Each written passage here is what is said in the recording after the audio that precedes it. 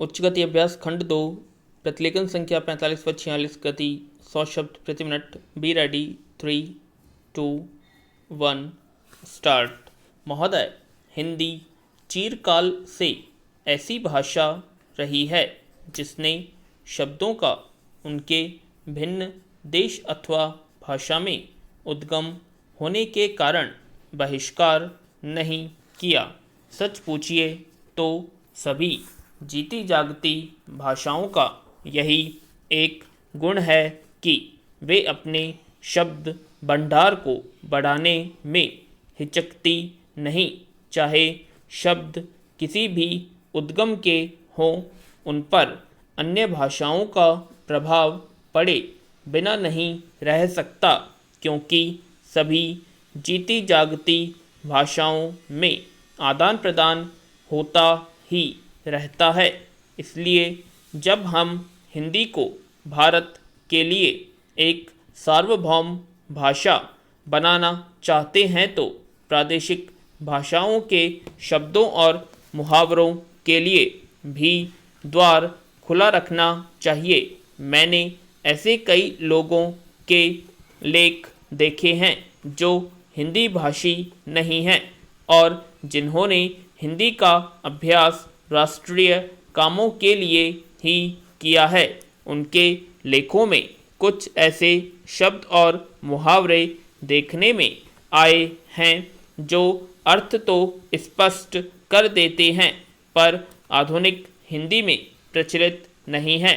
अन्य भाषाभाषी ऐसे शब्दों और मुहावरों को अक्सर व्यवहार में लाया करेंगे और हम हिंदी भाषियों को उनका स्वागत करना चाहिए, न कि बहिष्कार। हिंदी सच्चे अर्थ में राष्ट्रभाषा तभी होगी जब भारत के सभी निवासी इसके साथ प्रेम करने लगेंगे और इसकी उन्नति में अपना गौरव मानने लगेंगे।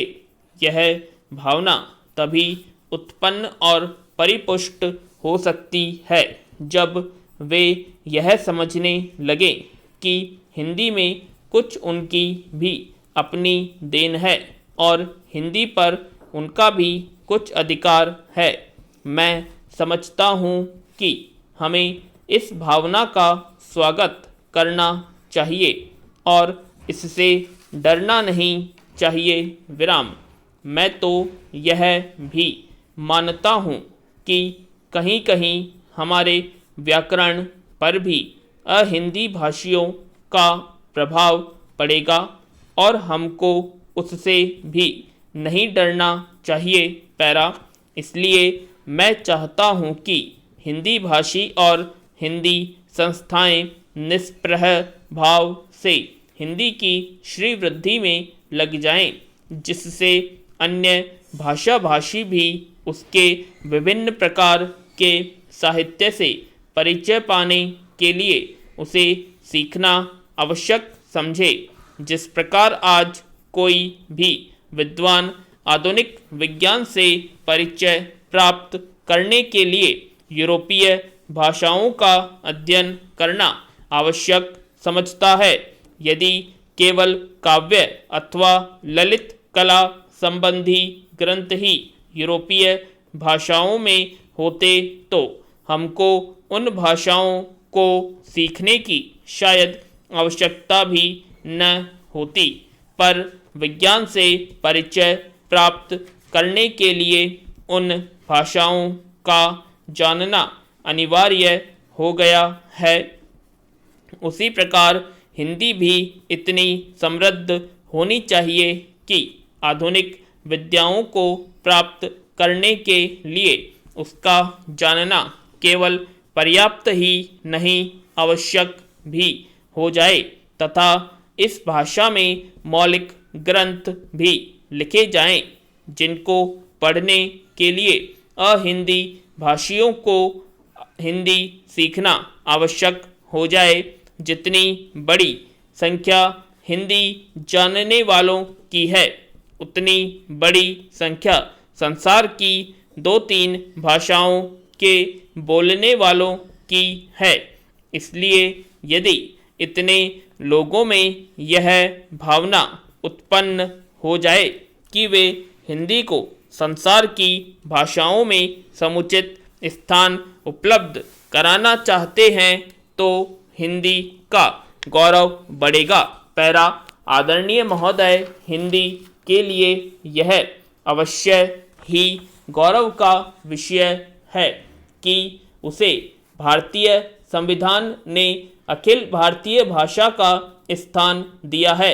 इससे हिंदी भाषियों और हिंदी से संबंध रखने वाली सभी संस्थाओं का दायित्व बहुत बढ़ गया है।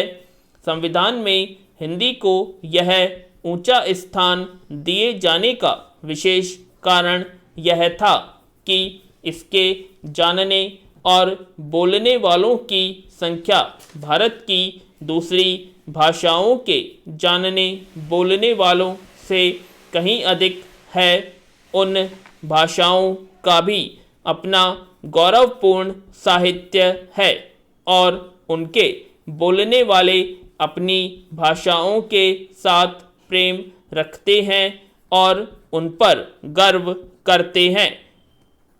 उनके इसलिए सभी ने हिंदी को जब वह स्थान दिया तो यह समझकर नहीं कि उनकी अपनी भाषा किसी बात में कम है, पर यह समझकर कि राष्ट्रीय काम के लिए हिंदी का ही प्रचार और प्रसार सुगम और सुलभ होगा।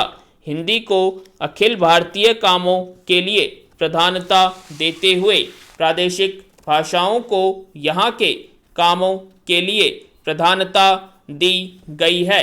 विराम। इसलिए यह अनिवार्य है कि जहाँ हिंदी का प्रचार हो वहाँ प्रादेशिक कामों के लिए स्थानीय भाषाओं को भी प्रोत्साहन दिया जाए और वे अपने सीमित क्षेत्र में अपना काम सुचारू रूप से करें। शायद यह कहना भी अनुचित न होगा कि हिंदी भाषी राज्यों में तो हिंदी का वही स्थान होगा जो किसी भी प्रादेशिक भाषा का उसके अपने राज्य में, पर अन्य भाषा भाषी राज्यों में सीमित काम और अखिल भारतीय क्षेत्र में प्राय सभी काम हिंदी द्वारा किए जाएंगे। पैरा। हिंदी भाषियों का प्रयत्न यह होना चाहिए कि अहिंदी भाषियों ने जिस सद्भावना से हिंदी को राष्ट्रीय कामों के लिए स्थान दिया है, उसी सद्भावना के साथ वे हिंदी के प्रचार में तत्पर हों। हिंदी को किसी भी प्रादेशिक भाषा से होड़ नहीं है।